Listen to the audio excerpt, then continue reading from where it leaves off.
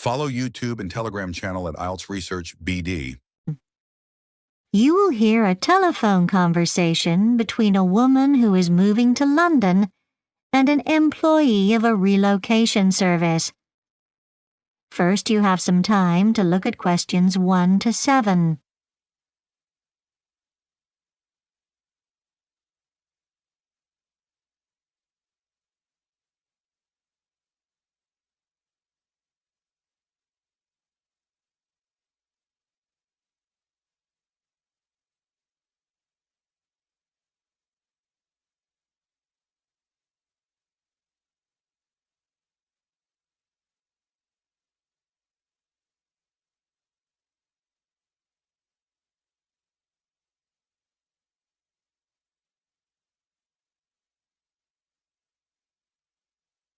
Now listen carefully and answer questions 1 to 7. London Relocation Services, Daniel speaking. How may I help you? Good morning. My family and I are moving to London later this year, and I wonder if you can help. Sure. First of all, I'll need to get some personal details. May I take your full name, please? It's Anna Woods. Thanks. Where are you moving from? Northern Ireland, just outside Belfast, actually. Right. And what's your current address? It's 118 Fordyce Park. I'll spell that for you. It's Fordyce,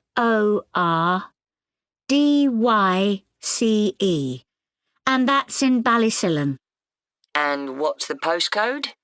It's BT14 9BJ. All right. And could I take a contact phone number? I'll give you my mobile number, as you can get me on that anytime. It's 07840 51963. Great. Got that. Now, we always like to get a bit more information about the families that we're moving. It helps with the search. Are you moving for work? Yes, my husband's just got a new job in London. And what about you? Do you work? Well, I've been working as a teaching assistant recently, but I'm actually a qualified nurse, and I'd like to get back into that if possible. Right. And do you have any children? Yes, a son. So we need to find a school for him. Is it a secondary school you'll be looking for? No, he's still in primary school. He's not quite at the secondary level yet. Fine. So, let's go on to talk about your requirements for the property. Do you have a preferred location? Is your husband's job in the centre? No, it's in East London, but we'd rather live somewhere quieter. Sure. There are some lovely areas in the south. OK, that sounds great. Now, my husband doesn't want to spend too long commuting to work every day. So I imagine that ideally he'd like to be not too far from a station then. Yes, he drives now, but I guess that's not going to be possible, and he's not keen on buses. What about you or your son? Do you have any preferences? Does your son do any sport, for example? He's quite active, so I'm sure he'd love a park nearby to run around in. He doesn't do swimming or anything like that. Great. Before you hear the rest of the conversation, you have some time to look at questions 8 to 10.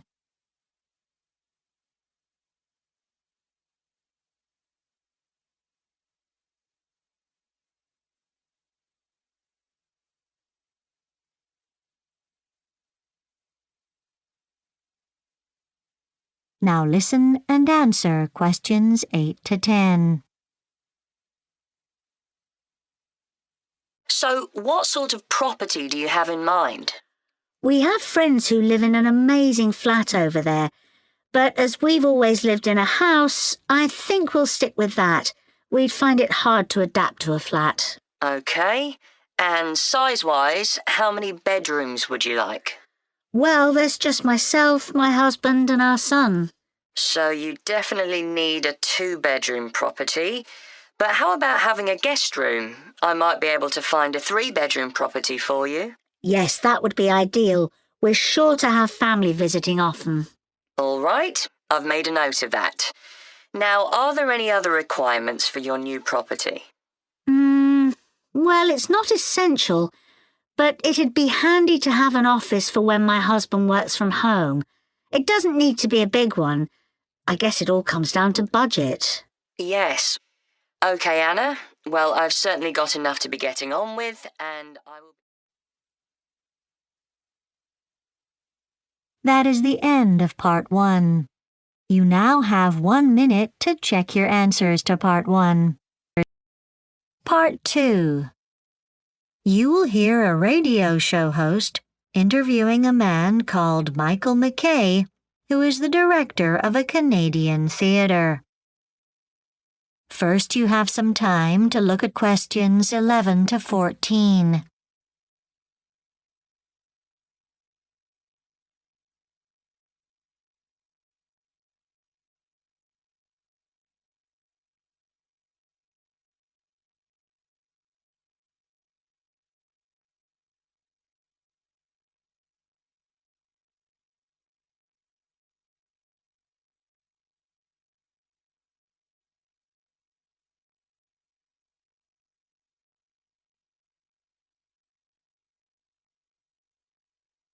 Now listen carefully and answer questions 11 to 14.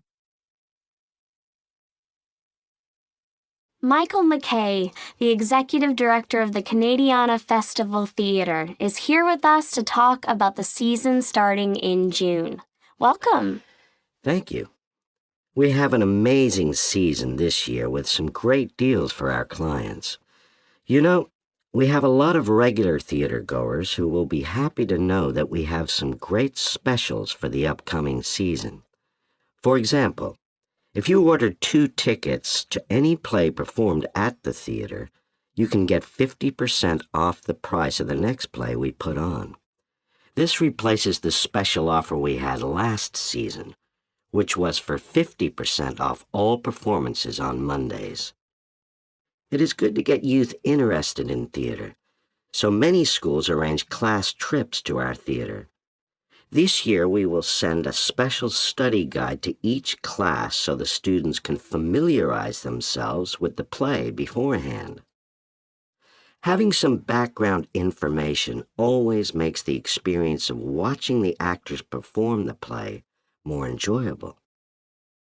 Each guide has suggestions for classroom discussion after seeing the show, which teachers find useful for a follow-up activity. Also, we mustn't forget the Bring a Friend special for our senior citizens. On Tuesday and Wednesday afternoons, everyone over 60 can buy 1 ticket and get 1 free. The offer includes all the musicals plus the plays, so there is lots of choice. We also include $5 off any gift shop purchase for those clients who spend more than $30 there. So, what would you say is the best play you have this year? Ha! All the plays are great, but the must-see play is called Something to Say. It stars the amazing actor Christopher Plunkett. This likely will be the last year we see him perform, as he has been on stage for over 60 years. Actually, for the first time, he helped write this play, and it really is a commentary on his amazing career as an actor. You may have seen him in supporting roles in movies, but acting on stage is his first love. He has been in so many fantastic dramas. I can't think of him ever not being on stage. Before you hear the rest of the interview, you have some time to look at questions 15 to 20.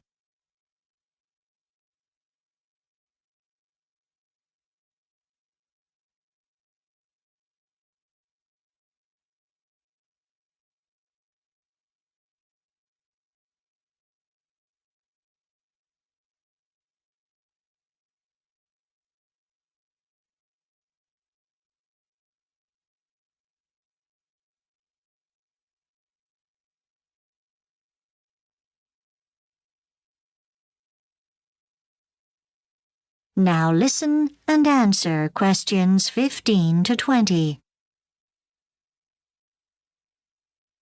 Now, let's talk about the season's musicals.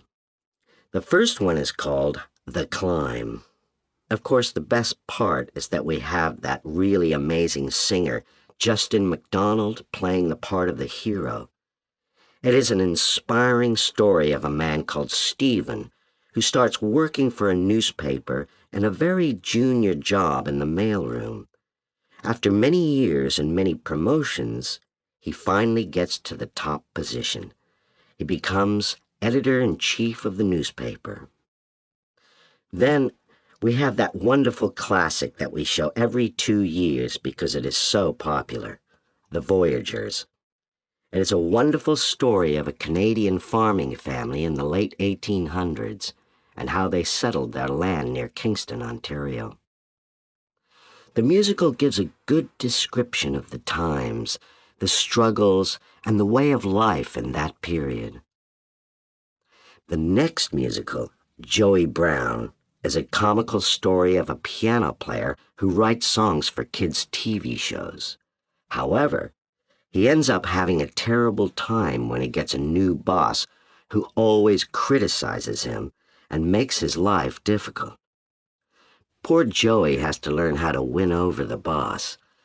The show has a couple of funny twists and a surprise ending.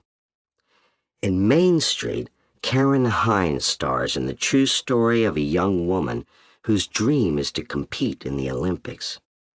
She is such a powerful actress in this role. It is about a gymnast who is crushed when, during a practice session, she breaks her ankle just 1 week before the games. Now for Millie and Mike. What a story this is. Stephanie James and Peter Dumas are only 10 years old, but they star in the musical as the twins Millie and Mike. They have a wonderful upbringing with their grandmother who teaches them life's lessons through song. The final must-see is so whimsical. In Windswept, a land of imaginary creatures, the flowers and trees dance and the enchanted animals talk. It is delightful, and we even have a very talented actor who is amazing as he travels with us through the world of make-believe. Kids love this one. The music is fun, and their imagination goes wild. Michael, that all sounds wonderful. Now tell me about the restaurants in the theater district. That is the end of part 2. You now have 30 seconds to check your answers to part 2. Part 3. You will hear an engineering student called Kathy discussing a piece of work with her tutor. First, you have some time to look at questions 21 to 26.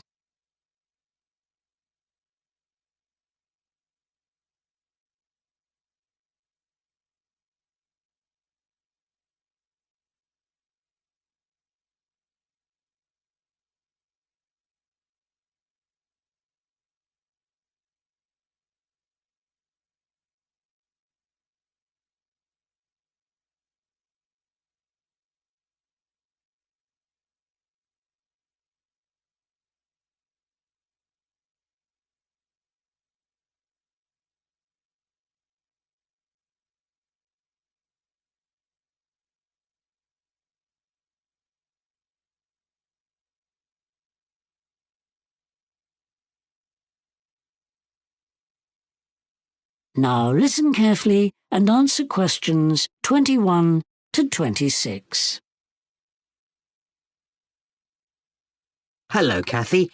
How's your dissertation on water pumps going? Not too bad, thanks. I'm getting on well with the literature review now, and my lab work's fine so far. Oh, that's good. Remember, you should aim to have your results section completed by the end of next month, so there's plenty of time to finalise the whole thing by the summer deadline. Anyway, looks like you're on track. I've been through your first chapter now and I was quite impressed. Oh, that's a relief. Well, sometimes your sentences are a little long and over-complex, but the overall structure of the piece is very clear. I'd recommend you get a critical friend to go through it with you. Then, once you've built in citations of other work in the field, I think it'll be pretty good. Oh, thanks. I was pleased I decided to focus on water pumps. You seem to be testing an appropriate range of pump design. Lots of students make the mistake of either restricting their range too much or, conversely, not narrowing it down enough. You've managed to avoid those twin traps. However, I think you'd get more convincing results if you took some additional measurements. I've noted exactly what I mean on your work. Yes, I thought that might be necessary, and I know I need to get down to some more library work too. Well, I don't think that's essential at the moment. Oh, right. So what do you suggest I do next? Repeat my last experiment using different variables? Well, you could have a word with James Higgins tomorrow. He's coming here to give a lecture on hydraulics to the faculty, and it would be a great chance to have a chat with him, especially as your experimental work has drawn so heavily from his last article in the British Engineering Journal. Oh, fantastic. And you never know how successful a chat with him might turn out to be. I got my first research post when I was a final year student and asked a visiting professor to explain what he meant in some article he'd written. So I urge all my students to take any such opportunity that arises. But times have changed. People like that are too busy to talk to mere students these days. I don't know about that. Anyway, is there anything else I can help with? Any practical information about layout, perhaps? Well, I suppose I'm a bit unsure about how the bibliography should be presented.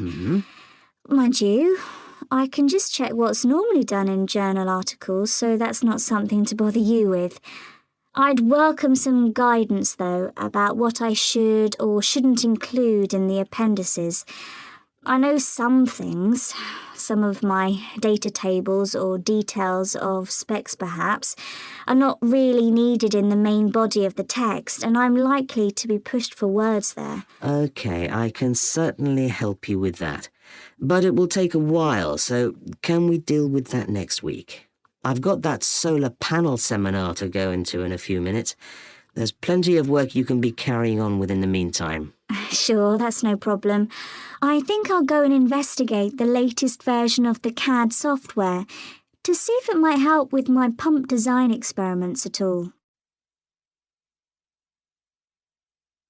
Before you hear the rest of the discussion, you have some time to look at questions 27 to 30.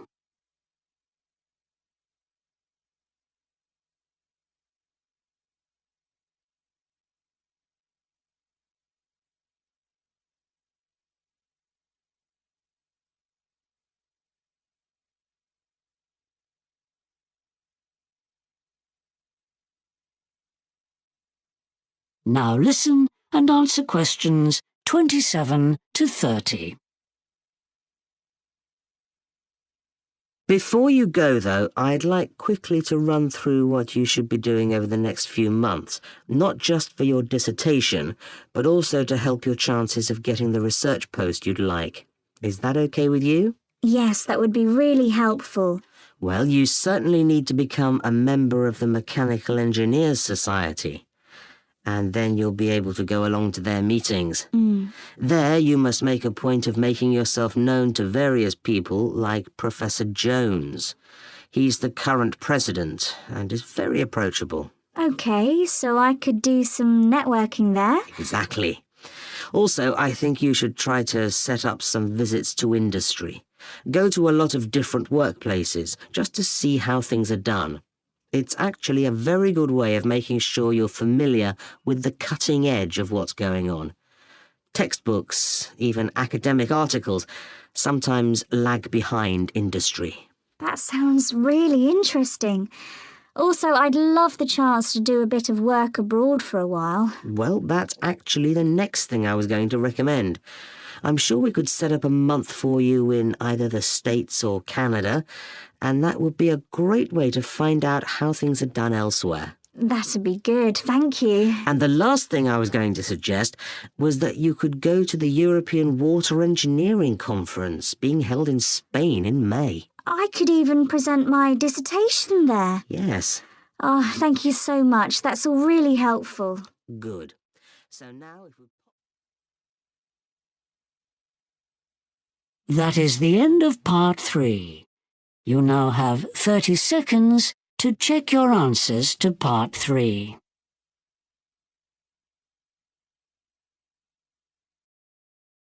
Part 4. You will hear part of a lecture given to students in a food science department about safety standards. First, you have some time to look at questions 31 to 40.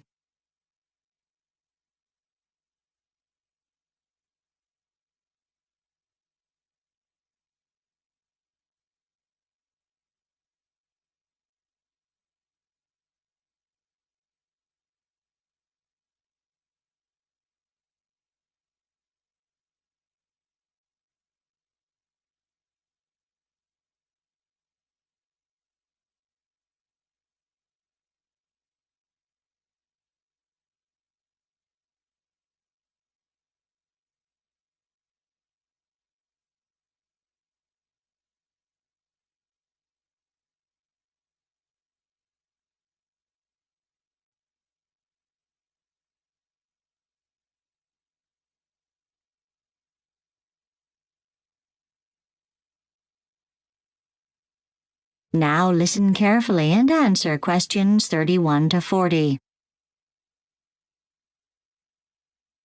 Good morning, everyone. In today's lecture, I'm going to talk about food safety and the factors involved in setting standards for the food industry with particular reference to the situation here in Australia.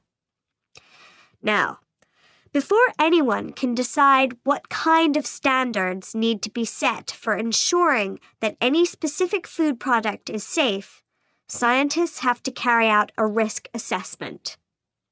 And in doing this, they have to consider several potential problems. Firstly, they have to consider the ingredients of the product. They have to decide whether any of these might make the finished product more susceptible to harmful bacteria. Then, they have to consider the process used in the preparation of the food, and whether or not it includes a step designed to eliminate unwanted microorganisms. After that, they've got to consider the way products are stored. For instance, in warehouses or cold stores, and distributed to retailers. And it doesn't end there. The analysts even have to be aware of problems that might occur after the food has reached the supermarket. Things like frozen foods being defrosted and then refrozen because the temperature fluctuated, or foods being kept past their expiry date.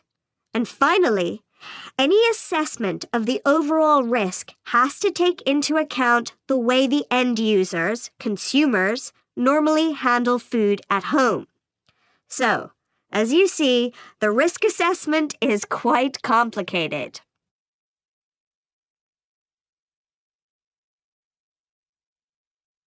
Now, there are several factors affecting what kind of food we eat, only one of which is legislation. Another is the attitudes of consumers. A good example of this is the dislike that many Australians have for additives in their food, even when these additives are considered safe, and without them products have a shorter shelf life or a substandard appearance. This has led to the phenomenal expansion of the market for organic food in Australia. Another important influence on what we eat is the food industry itself. In some large supermarkets, low prices are the main strategy for attracting customers, while for more upscale marketers, image is more important. But we should bear in mind, for all of them, the key consideration is profitability. Finally, there's the influence of the mass media, which is the most important source of information for most people. Unfortunately, this has a rather negative effect because, in general, they are not very objective. For one thing, the prime motivation of the media, as with the food industry, is sales, and this has a major influence on the way in which the topic is dealt with. A further problem is that news is regarded as a type of entertainment. Often, the issues that get a top billing are those that are sensational or controversial. So it's not at all surprising if the public ends up with a rather distorted understanding of food and food safety. On top of that, up till now, food safety and nutrition have never been considered a really interesting topic for the public. Very few TV or radio shows address the issues, and even those shows that are devoted to cooking or eating generally ignore them. At this point, I'll just offer a personal opinion on this subject of food safety. I firmly believe in food safety education, starting at primary schools. We know that many children who have been taught about the benefits of exercise come home and lecture their parents about it. So, the same could be done for food and food preparation. And at the same time, the countless educational television shows.